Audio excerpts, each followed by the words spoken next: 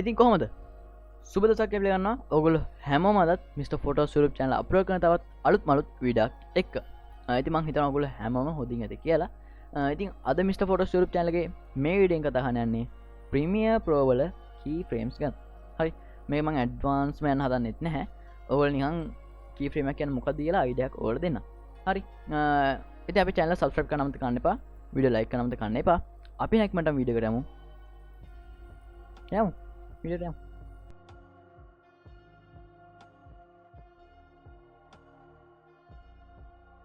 හරි ඉතින් කීෆ්‍රේමයක් කියන්නේ මොකක්ද කිව්වොත් අපි කීෆ්‍රේම්ස් පාවිච්චි කරනවා ඇනිමේෂන් වලට මොකක් හරි ඇනිමේෂන් එකක් කරන්න. දැන් ඔයගොල්ලෝ කියයි මෙතන වීඩියෝ එකත් ඇනිමේෂන් එකක් තියෙනවා නෙමෙයි මේ කියලා.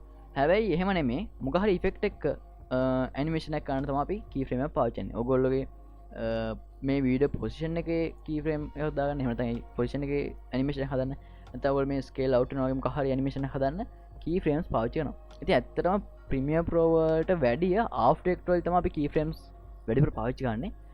ඉතින් කොහොම හරි අද කතා කරන්නේ Premiere Pro වලදී කොහොමද keyframes පාවිච්චි කරන්නේ කියලා. ඉතින් මුලින්ම මම මේ track එක select කරගන්නම්. ඉතින් මෙතන උඩ තියෙන layer එක පෙන්වන්නේ නැහැ. මම මේක hide කරලා තියෙන හින්දා ගණන් ගන්න එපා. ඒක text layer එක. ඉතින් දැන් මේ වීඩියෝ ගත්තාම හරිද?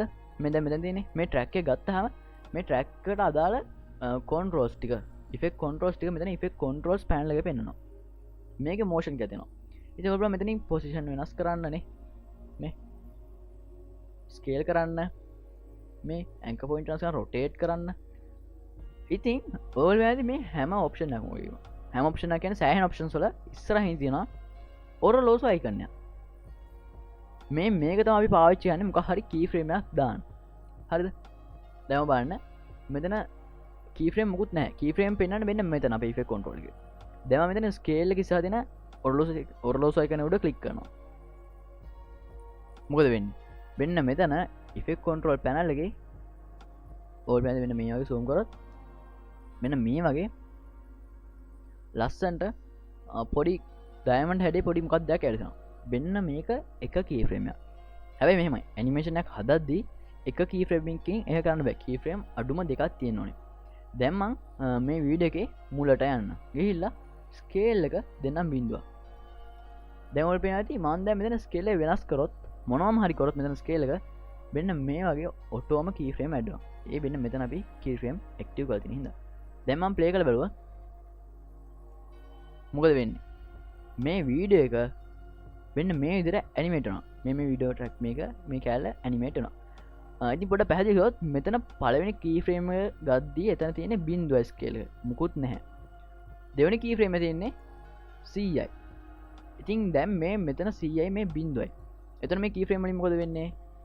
ටික ටික මේ මෙතන බිඳුවයි. ඔන්න මෙතනදී ඔන්න 4යි 5යි. මෙයා වෙන්න මේ විදිහට වැලියු වෙනස් කරනවා. බිඳුවේ ඉඳලා 100ට එනහම් එයා ඇනිමේෂන් එකක් හදනවා මේ කී ෆ්‍රේම්ස් දෙක පාවිච්චි කරලා. ඔයගොල්ලෝ ඉතින් තව පුළුවන් මේ ෆෝන් තව දාන්න පුළුවන් මේ.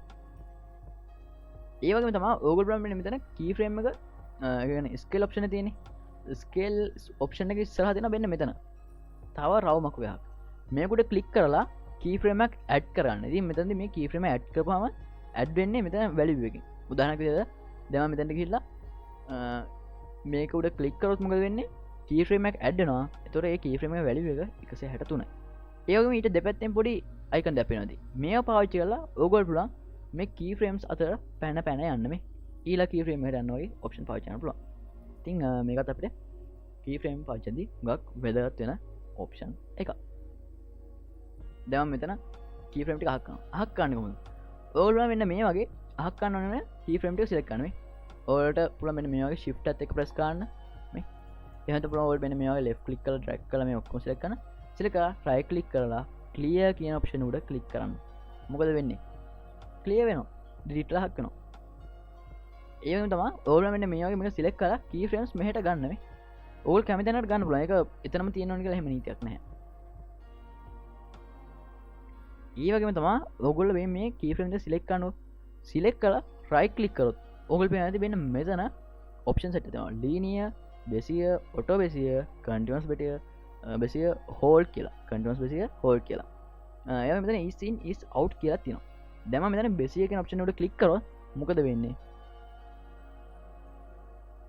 බේ මෙතන මේ කලින් තිබෙන්නේ මෙහෙම ඩයමන්ඩ් හැඩයට මේ රයිට් ක්ලික් කරලා මෙතන ඔප්ෂන් එක දුන්නා මොකද වෙන්නේ වැලියු රෝස් එක හැඩයට වෙනස් වෙනවා නේද දැන් ප්ලේ කරොත් ඇනිමේෂන් එක වෙනසක් නැහැ කියලා හිතේ හැබැයි ඕවල් බැලුවොත් මෙතන මේ ඔයගොල්ලෝ කී ෆ්‍රේම් දාත්ත පැරමීටර් එක තියෙන්නේ මේ ස්කේල් ඔප්ෂන් එක ඒක සෙන් ඇරෝ හෙඩ් එකක් තියෙනවා ඒකට ක්ලික් කරනකො එතකොට මේ ඇනිමේෂන් එකට අදාළ වැලියු ග්‍රාෆ් එකක් සහ මේක වැලියු ග්‍රාෆ් එක ඒ වැලියු ග්‍රාෆ් එකක් සහ වෙලොසිටි ග්‍රාෆ් එක මෙතන පෙන්වනවා ඉතින් වැඩි හිතන්න යන්න එපා හරි ඉතින් ග්‍රාෆ් දෙකක් පෙන්වනවා මේ දෙක වර්ග දෙකකින් හරි දෙක දෙකම වෙන වෙනම කරන්නේ මම දැන් ඕන් කන්ට්‍රෝල් Z ප්‍රෙස් කරන වෙන්න අපි සාමාන්‍යයෙන් ඇඩ් කරන කී ෆ්‍රේම් මේ ලීනියර් කිසිම වෙනසක් නැහැ ඒකේ මෝෂන් එකේ ඊස් එකක් නැහැ ඔක්කොම ඒකාකාරී විදිහට යන්නේ මේ 0.100ට යනහම ඒකාකාරී වේගකින් ඒක වෙනස් වෙනවා හැබැයි රයිට් ක්ලික් කරලා දෙවෙනි ඔප්ෂන් එක තෝරපුවම මොකද වෙන්නේ මෙතන වෙනසක් තියෙනවා මේක ඒකාකාරී වේගකින් නෙමෙයි යන්නේ ඔයගොල්ලෝ ටික පැහැදිලිව පේනවා මෙතන velocity graph එක දිහා බලපුවම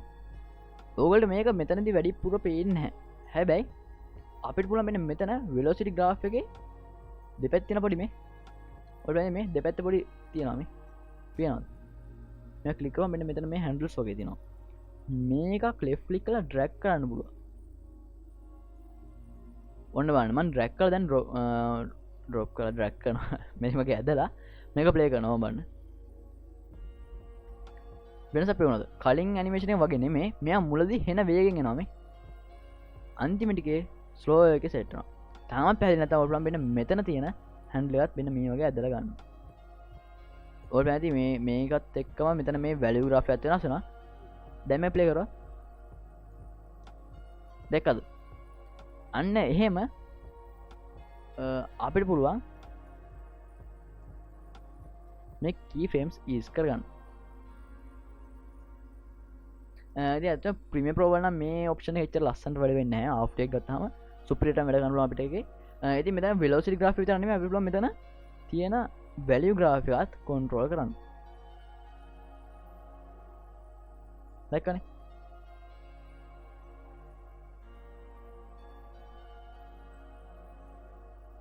ඕල් බලනවාදී මෙතන value එකත් වෙනස් වෙන හැටි මෙතනින් පේනවා value එක වෙනස් වෙන හැටි බේම් බලන්න මම දැන් එක වේගකින් මෙතන time stamp එක play කරන්නම්කෝ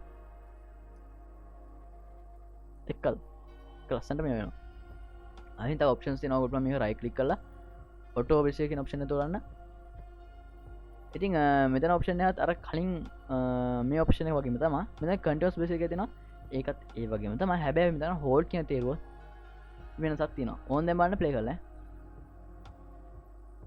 එකපාරම ඕක වැඩිපුර පේන්නේ zoom එකක් දැම්මම හරි දැන් මම මෙතන මෙහෙම පොඩක් පිටිපස්සට ගිහිල්ලා මෙතන keyframe එකක් add කරනකොට scale වැඩි කරලා ඕම් බලන්න මොකද වෙන්නේ කියලා දැක්කද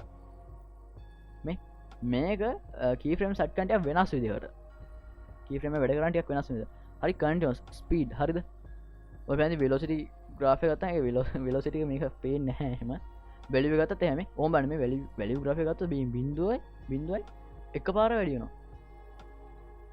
මේ මෙතන තේ ඕම් බලන්න 200 එකපාර වැඩි වෙනවා ඉතින් මම මේ විදිහට මේක zoom වෙනද කරලා තියෙනවා scale up වෙනද කරලා තියෙනවා music videos වල සමහරට ඒවත් After Effects වලින් edit කරනවා ඇති ඉතින් After Effects වල මේ option ටිකම තියෙනවා මීට වැඩි තියෙනවා හැබැයි අපිට මේ වගේ effect එකක් ගන්න පුළුවන් මෙතන hold කියන keyframes use කරලා ඉතින් මෙතන easy in is out කියලා දෙනවා මම දැන් මේ ඔක්කොම select කරලා right click කරලා linear එක දෙන්නකෝ මේවා ඕන වෙලාවක වෙනස් කරන්න හරිද මේක ආය අර කලින් තිබ්බ keyframes වලටම ගන්න පුළුවන් බය නැතුව දැන් මම මෙන්න මේ වගේ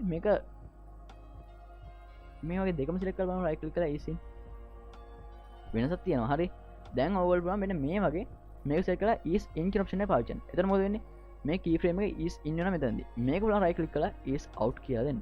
එතන මේක is out වෙනවා මෙතනදී. එහෙම නැත්නම් ඔය බලන්න මෙන්න මේ දෙක ආයෙ linear කරමු. මෙන්න මේ වගේ මේ දෙකම select කරලා is in කියන option එක දෙන්න.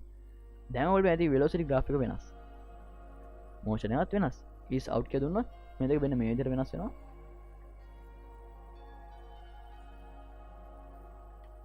ඉතින් ඔන්න හොඳම keyframes පාවිච්චි කරන්නේ. ඉතින් ඇත්තටම මෙතන scale වලට අපි එහෙම දෙයක් කරන්නේ නැහැ සිතාමරුවොත්. හරිද? මේ වගේ add කරත keyframes ඔක්කොම අහක් කරගන්න ඕන නම් ඕල්පුණා මෙතන මේ නිල් පාට වල තියෙන ඔල්රොස් වගේ උඩ ආයෙක සර ක්ලික් කරන්න. කියනවා keyframes අහක් කරනවා කියලා. ඉතින් ඕකේ කියලා දෙන්න. keyframes අහක් කරනවා තමයි. මම මෙතන 100ක් කියලා දෙන්න.